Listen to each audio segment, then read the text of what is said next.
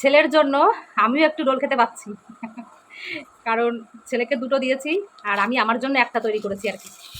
তো ময়দা ছাড়া রোল, আটা দিয়ে শুধু। আমার ছেলে তো বলছে নাকি খুব ভালো হয়েছে, আমি একটু টেস্ট করে দেখি কেমন হয়েছে। সবাইকে জানাই শুভ সকাল। তো সকাল সকাল আজকের ওয়েদারটা কিন্তু খুবই ভালো একটা ওয়েদার। কি সুন্দর সকালবেলায় রোদ উঠেছে, আবার হাওয়াও ছেড়েছে বিড়বিড় করে। আর এদিকে জলটা কিন্তু অনেকটাই কমেছে, তোমার এই রাস্তাটা পুরো শুকিয়ে গেছে আর এই রাস্তাটা এখনও জল আছে, আর ঘরের সামনেও এই যে জল আছে। তো আজকে যদি বৃষ্টি না হয় তাহলে এখানে টেনে যাবে। যাই হোক, আর টানবে কি? এই আষাঢ় শ্রাবণ মাস, এই দুটো মাস এরকম কষ্ট করতেই হবে, কিচ্ছু করার নেই।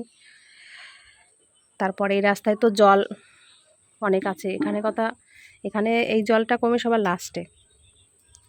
আমার ঘরের সামনে যে জলটা, অবশ্যই এখান দিয়ে আমার হাঁটাচলা করতে হয় না, এখানে পিছনে যাদের বাড়ি আছে তারা হাঁটাচলা করে, ওদের খুব কষ্ট হয়ে যায় এই জলে হাঁটাচলা করতে। আমার তো যাই হোক এখান থেকে এইটুক অসুবিধা হয় না, ওদের হয় খুব কষ্ট। তো কাউন্সিলর এসেছিল আমাদের এখানে জল দেখতে, নতুন যে কাউন্সিলর হয়েছে মানে বিরাটিতে। তো এসে বলে গেছে যে নাকি রাস্তা উঁচু করে দেবে, তাই বলে গেছে। এখন দেখা যাক, দেখি কবে রাস্তা উঁচু করে দেবে, সেই আশায় দিন কাটে আর কি।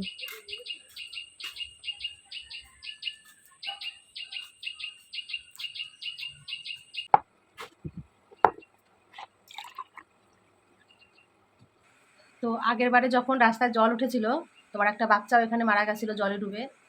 তো কাউন্সিলর এখানে এসেছিল, তারপর আগের যে কাউন্সিলর ছিল, তারপর মিডিয়ার লোক এসেছিল, সবাই বলে গেছে যে রাস্তা উঁচু করে দেবে।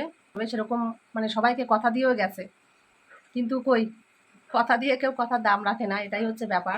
যেরকম রাস্তা সেই রাস্তাই মানে আছে, কোনো পরিবর্তন কিছুই হয়নি। চারিপাশের রাস্তা অন্তত কিছু কিছু জায়গায় উঁচু করেছে, কিন্তু আমাদের এখানে রাস্তাটা একদম উঁচু করতে চায় না, কেন জানি না। এবার যে কাউন্সিলর এসেছে তিনিও এসেছিলেন দেখতে, তো দেখা যাক, দেখি। আশা তো দিয়ে গেছে, লোক বলে না যে আশায় মরে চাষা, আমাদের হচ্ছে সেই অবস্থা। আশা দিয়ে গেছে, এখন কবে করবে দেখা যাক। যাই হোক, যবে করে করুক, আমাদের কষ্ট আমাদের ভোগ করতেই হবে, এটা কিছু করার নেই। তো এখানে যে মানে ত্রিফলার জল ভিজিয়েছিলাম, তো ছেলের জন্য কিছুটা রাখলাম, আর আমি এখন এই যে নিয়েছি। কালকে খেতে পারিনি, কালকে মানে পরশুদিন বাবার বাড়ির থেকে এসে না রাত্রেবেলায় আর ভিজাতে পারিনি, ওই জলকে খাওয়া হয়নি। তো আজকে নিয়ে বসলাম খেতে, ছেলের জন্য এক গ্লাস রেখেছি আর আমিও খাবো। আমার এই যে গলার তুলসী মালাটা ছিঁড়ে গেছিলো, তারপর গুরুদেব এসেছিল পাশেই, তাড়াতাড়ি আবার এসে চলে গেছিলো। তো গুরুদেব আমাকে আবার একটা মালা দিয়ে গেছে, তুলসীর মালা, তাই এই যে পড়লাম। আর পুরোনোটা আছে, গুরুদেব বলেছে ওটা রেখে দিও, ওটা দীক্ষা নেওয়ার মালা, ওটা ফেলবে না, তাই বলছে আর কি। এই যে বেরিয়ে পড়লাম এখন কাজে। আজকে আর ছেলের জন্য টিফিন করলাম না, কারণ কালকে ভাত তরকারি সব আছে, ওইগুলো খেয়ে নেবেছি।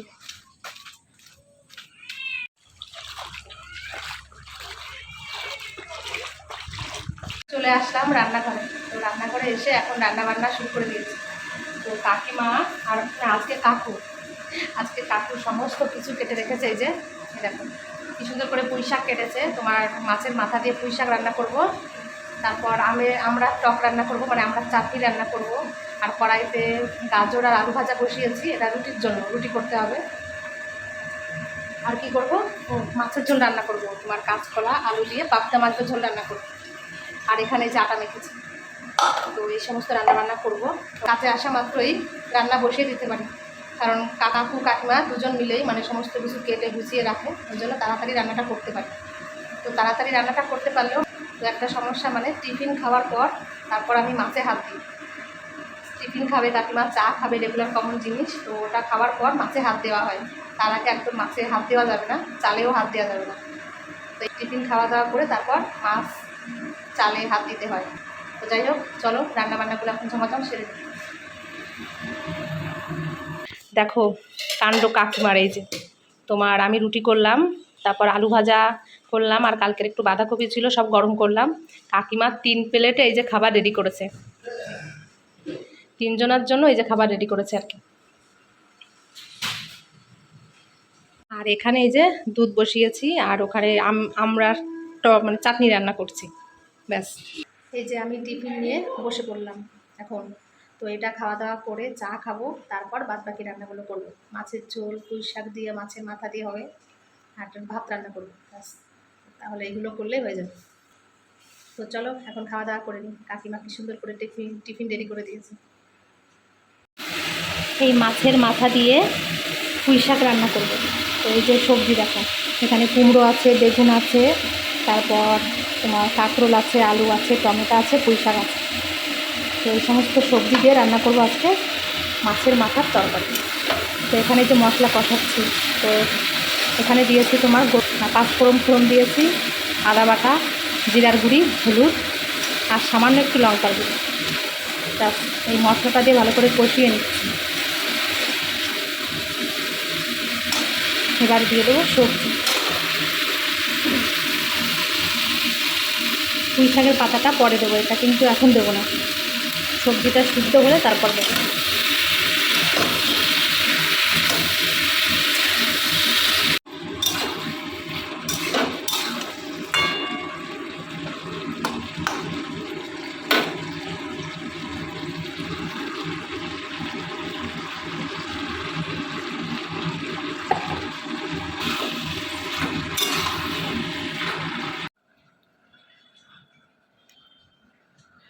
তরকারিটা হচ্ছে ওখানে, আমি একটু বসলাম আর কি, পায়ে যন্ত্রণা করছে না, তো দাঁড়িয়ে থাকতে আর পাচ্ছি না, ওই জন্য চেয়ারের উপর একটু বসে পড়লাম, পা তুলে। প্রচণ্ড যন্ত্রণা করছে পায়ে। কাকিমা আবার ঔষধ দিল আজকে, হোমিওপ্যাথি 2টো ঔষধ, সেই ঔষধ খেলাম, খেয়ে তারপরে রান্নাবান্না করছি। তো এই পুঁই শাকের তরকারিটা হয়ে গেলে হয়ে যায় রান্না, আর বাদ বাকি সব রান্নাবান্না কমপ্লিট হয়ে গেছে। রান্না করে টেবিলে সুন্দর করে গুছিয়ে রেখে দিয়েছি। তো এই পুঁই শাকের তরকারিটা নামিয়ে তারপর বাড়িতে যাব। এই হয়ে গেল আমার রান্না, এখন যাচ্ছি বাড়িতে। এই সিঁড়ি ভাঙতে গেলেই প্রচণ্ড যন্ত্রণা করে পায়ে, সাঁতার জ্বালা।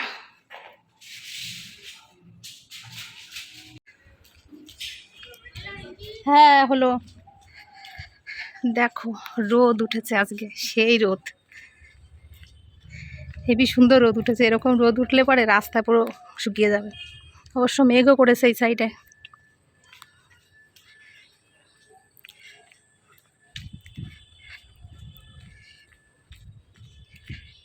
কেউ বলবে এই রাস্তা দেখলে যে বিরাটিতে জল হয়, ওরকম আমাদের ওদিকে প্রচণ্ড জল হয়, নিচু জায়গা, ওই কারণে।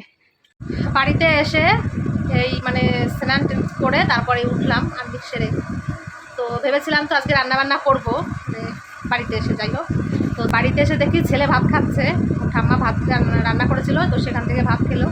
আর আমার জন্য কালকে রাত্রে মানে কালকে দুপুরবেলা রান্না করেছিলাম, সেই ভাত আছে কিছুটা, তো দুপুরবেলা ওটা আমি খেয়ে নেব। তো এখন আর ওই জন্য রান্নাবান্না কিছু করছি না, বিকালবেলা রান্না করবো।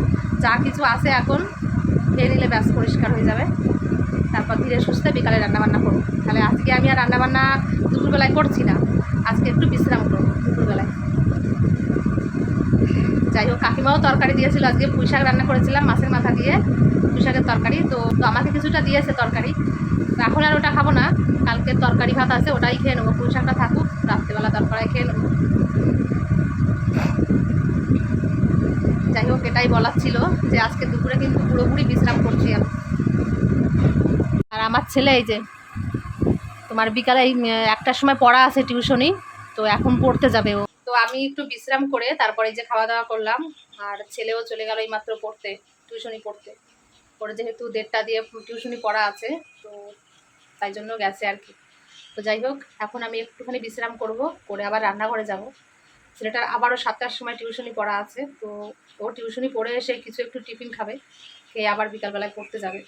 তো তার জন্য একটু কিছু রেডি করতে হবে, একটু বিশ্রাম করে নিই তারপর। যে যাচ্ছে এখন পড়তে আমার ছেলে।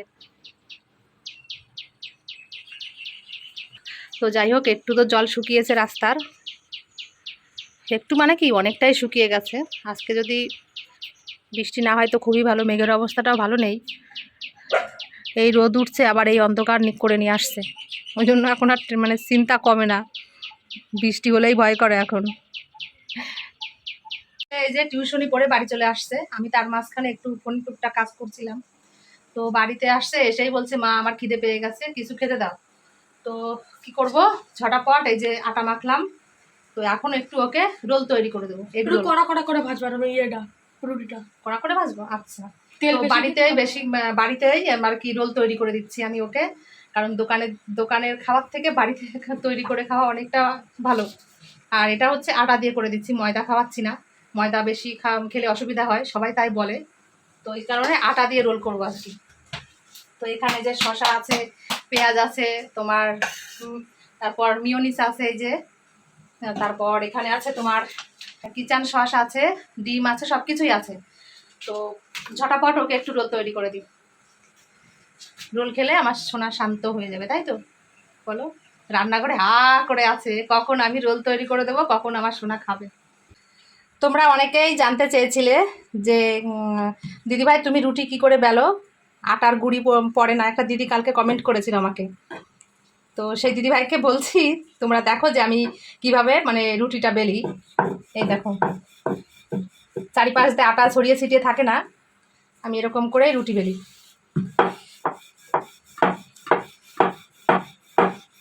মানে অল্প আটা দিয়ে বেলি, অসুবিধা হয় না।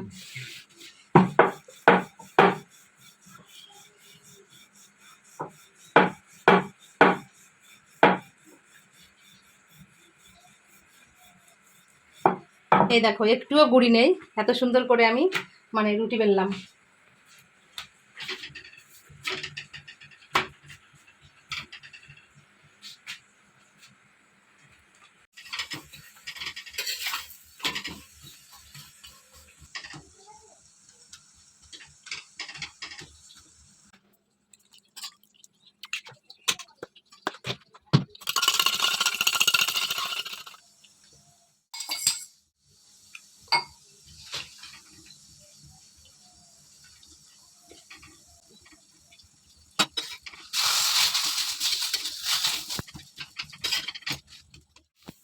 না না হয়েছে।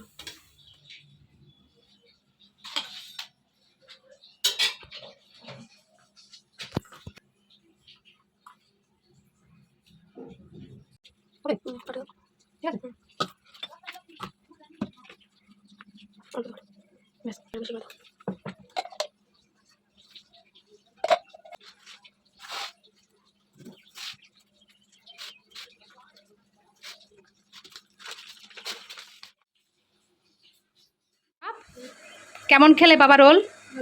হ্যাঁ, পছন্দ হয়েছে তোমার? কটা খাচ্ছ এই যে রোল? দুটো রোল? খুব খিদে পেয়েছিল না? আচ্ছা ঠিক আছে, খাও। ছেলের জন্য আমিও একটু রোল খেতে পাচ্ছি, কারণ ছেলেকে দুটো দিয়েছি আর আমি আমার জন্য একটা তৈরি করেছি আর কি। তো ময়দা ছাড়া রোল, আটা দিয়ে শুধু। আমার ছেলে তো বলছে নাকি খুব ভালো হয়েছে, আমি একটু টেস্ট করে দেখি কেমন হয়েছে। দোকানে দোকানে যেমন অনেক কিছু দেয়, কিন্তু আমি সিম্পলভাবেই করেছি। শসা, পেঁয়াজ, মিওনিস আর তোমার কিচেন সস দিয়েছি, এইগুলো দিয়ে জাস্ট করলাম আর কি। তবুও খারাপ হবে না, বাড়িতে জিনিস বাড়িতে তৈরি করা তো বেশ ভালোই লাগবে খেতে।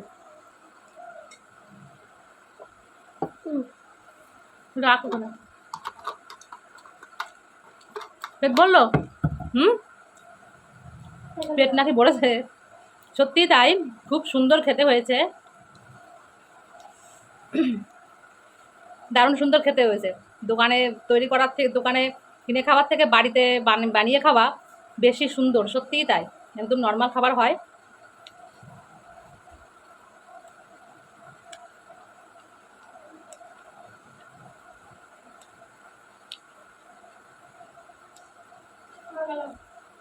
খেলতে যাচ্ছ বাবা?